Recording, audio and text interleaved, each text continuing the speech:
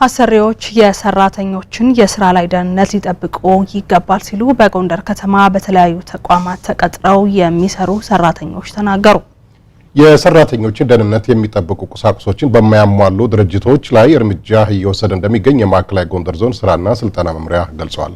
ኃይሉ ማሞ በዝርዝር ተመልክቶታል። በኢትዮጵያ አሰሪና ሰራተኞች አዋጅ መሰረት ማንኛውም አሰሪ የሰራተኞቹን ደህንነት በሚገባ ለመጠበቅ የሚያስፈልጉትን እርምጃዎች የመውሰድ ግዴታ እንዳለበት ይደነግጋል። ይሁን እንጂ ይህ የአዋጁ ተፈጻሚነት በሚፈለገው ልክ አለመሆኑን ነው በጎንደር ከተማ በሚገኙ የግንባታ ቦታዎችና ፋብሪካዎች ተንቀሳቅሰን ያረጋገጥ ነው። ከዚህ ጋር ተያይዞም አስፈላጊው የቅድመ አደጋ መከላከያ አልባሳትና ቁሳቁስ በስራ ቦታዎች ተሟልቶ ባለመቅረባቸው ለተለያዩ አደጋዎች እየተጋለጡ መሆኑን ነው በከተማዋ መልከታ ባደረግንባቸው የተለያዩ ቦታዎች ያነጋገርናቸው ተቀጣሪ ሰራተኞች ነገሩን። ስሜ ቻሌ ሞላ ይባላል። ስራ የተለያዩ ስራ እሰራለሁ። አሁን ፎቅ ላይ ስሰራ ሽቦ ነገር እግሬን ጉዳት አግኝቶታል።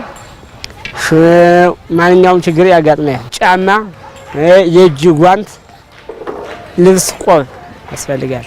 ለእንግዲህ እንደሆነ እንጂ አሁን ቀደም አልደረሰንም። ጫማ ምን ቢኖር ለጫማውም ለእግራችን ይጠብቃል። ምስማር ይመታል፣ ሸውም ይወጋል። ምን ብዙ ችግር አለው እንጂ መውደቅ አለ፣ መመታት አለ፣ መሰበር አለ፣ መሞትም አለ። የተለያየ ፕሮጀክት ስራ የተለያየ ነገር አለ። አንዱ ፕሮጀክት በጣም ለሰራተኛ ጥሩ ነገር አለው፣ እንክብካቤ ያለው እንደዚህ ሴፍቲ ጫማ ምናምን እንደዚህ ሄልሜት ነገር ያሟላ።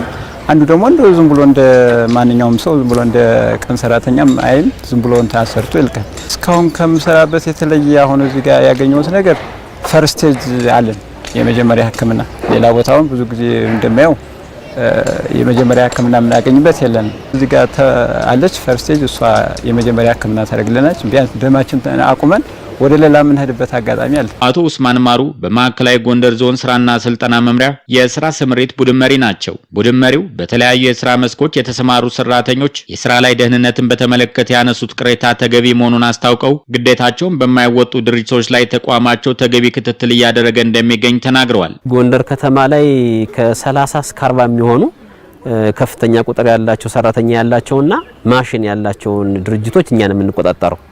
ከዚሁ ጋር ተያይዞ እንግዲህ መካከለኛ የሆነ አደጋ ይደርሳልኝ። ያው ከባድ የሞት ያስከተለ አደጋ በቅርቡ ደርሶብን አያውቅም። ነገር ግን የመቆረጥ የመቃጠል የዚህ አይነት አደጋ ይደርሶ እኛም ሂደን ኢንቨስቲጌሽን እንሰራለን። በተለይ አሁን ውድ የሆኑ አሉ ሴፍቲ ሹዝ አይነት ነገሮች ለመግዛት ፍቃደኛ ያለ መሆን ነገር አለ። ሰራተኛው ደግሞ የሚሰጠው ሴፍቲ ማቴሪያል በአግባቡ ያለ መጠቀም ችግርም በሰራተኛው ይታያል። አሁን ማስጠንቀቂያ የሰጠናቸው አሉ። አንድ ሁለት ፋብሪካዎች አሁን የመጨረሻ ማስጠንቀቂያ ሶስተኛ ማስጠንቀቂያ ሰጠናልኝ። አሁን እሱ ተግባራዊ የማይሆን ከሆነ በቀጣይ በፍርድ ቤት ለመክሰስ ሁኔታዎችን እያመቻቸን ያለን ማለት ነው። አደገኛ ጨረሮችን ለአገልግሎት በሚጠቀሙ የጤና ተቋማት በተለያዩ የማምረቻ ኢንዱስትሪዎችና ግንባታ ቦታዎች የሚሰሩ ሰራተኞች ራሳቸውን ከአደጋዎች ሊከላከሉባቸው የሚችሉ ቁሳቁስ ሊሟላላቸው እንደሚገባ በኢትዮጵያ አሰሪና ሰራተኞች አዋጅ ላይ ተቀምጧል። ለአማራ ሚዲያ ኮርፖሬሽን ለተጠናቀረው ዘገባ ኃይሉ ማሞ ጎንደር።